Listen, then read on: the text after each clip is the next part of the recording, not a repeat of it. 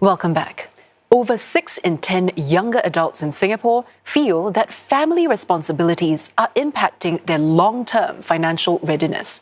As life expectancy rises to nearly 84 years old, there's added pressure to support loved ones for longer. The latest Asia Care survey by global investment group Manulife included over 1,000 people in Singapore.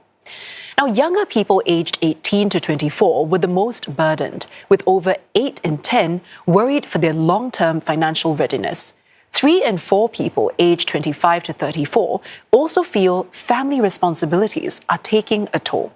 For instance, those aged 35 and below give around 40% of their income to family members. Manulife says this can affect personal finances for future needs. More than 70% of younger adults aged up to 24 say they have delayed seeking medical care due to caregiving responsibilities. That's even though nearly 90% recognize that proactive health management is important in preparing for older age. Now, beyond individual health and wellness, some 9 in 10 of Singapore adults desire self-sufficiency and financial independence. Over 4 in 10 value privacy and dignity, making their own decisions and having the freedom to travel and access quality care. Over half worry about having insufficient savings and investments to reach financial independence later in life. And another 4 in 10 feel the lack of a stable income stream. And nearly 8 in 10 worry about running out of money before the end of their lives. Yet, researchers have found gaps between intention and action. Around 80% of respondents are still relying on personal savings to fund retirement and care needs, which experts say may not be enough to support longer lifespans, as savings do not provide a steady income stream over time. Commitments like caring for their family, elderly parents, especially when we are moving into an aged society, right? Holding this tension with regards to whether to have a bigger family or not, having more kids, right? So these are the current immediate tensions that we hold amidst juggling our job, right? And also we have this backdrop of, what is AI going to do to our jobs? And it affects people's mindsets with regards to how they can adjust currently for future. And for deeper insights into the topic, we speak with Professor Sumit Agarwal, who is a distinguished professor of finance at the NUS Business School. Professor, great to have you with us. Now, from a research perspective, what is the single most important takeaway from this survey for understanding household financial behavior in Singapore? So to me, the biggest takeaway is that financial resilience is driven much more by behavior than by income alone. Over the years, I've studied this behavior, and I've found that consistently households facing very similar financial circumstances often make very different financial decisions. And those decisions compound over time. Give you an example. When we make small choices around borrowing, refinancing your mortgage, savings, or even investing, they typically have very long-term consequences. So financial well-being is not just one big decision that you make, but it's built on these thousands of decisions that you make consistently and regularly getting it right. Even though Singapore has relatively high income and has a very strong retirement system, but ultimately financial resilience to me comes down to discipline of financial behavior. Now, I want to get a bit more into the alignment of all of this. Do these findings then align with what research shows about Singapore households? Or do you think there's still a gap between the perception and the actual financial resilience? I think there remains an important gap between this perception and what you think about is what is reality.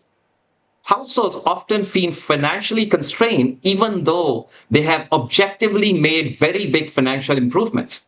That's because people don't just look at themselves, they compare themselves to others, and as a result, they may feel I'm being left behind. Households tend to focus very heavily on housing wealth.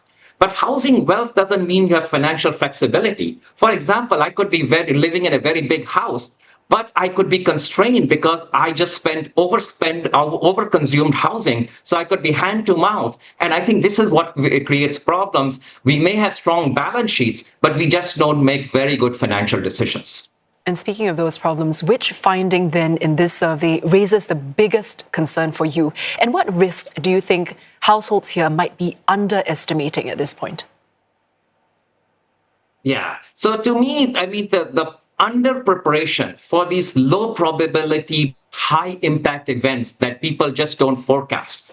Think about a lot of research has shown that households respond to financial shocks, but they respond for immediate shocks. But behavioral research has shown that they focus on these problems today and they don't think of the longer problems. Think about inflation, healthcare cost, longer retirement, or career disruptions. Those manifest over time. So the survey also reminds us that they are not resilient to some of these long-term shocks that can happen to them. Well, talking about long-term shocks, how much of these financial issues is cyclical, would you say? For example, like inflation or cost pressures versus more structural issues like aging, income growth, or even financial habits? So you're right. I think recently what we have seen that inflation has played a bigger role in financial decision making, and it has stretched the balance sheet of consumers. But I think there is more structural problems. My own research on household market and household finance, we have kind of looked at what are the consequences of, say, buying a house, taking out a mortgage, or investing for retirement. These are very long-term decisions. And when you start getting these decisions wrong, for example, research has shown that people tend to buy one extra bedroom when they're buying housing. And that extra bedroom then effectively can cause you lifetime income, because now you're paying a mortgage for that one extra bedroom, a higher interest rate on that bedroom, as opposed to you could then have used that money for traveling or for medical needs or retirement needs, and you give up all of those. So all of this does sound quite intuitive, but why do you think this research, what does it tell us about why people don't act on what they already know? For example, we all know we have to save, we all know we have to prepare early, but what's stopping this from happening? I mean, look, people know what they should do. They know they should save, they should invest early, and also avoid unnecessary debt. But I don't think it's the problem is about knowing, it's this behavior. Many studies have shown that households respond very strongly to incentives, default options, and choosing financial decisions very early on. But what is wrong is that most of us just don't think about these long-term decisions because we have immediate needs, okay?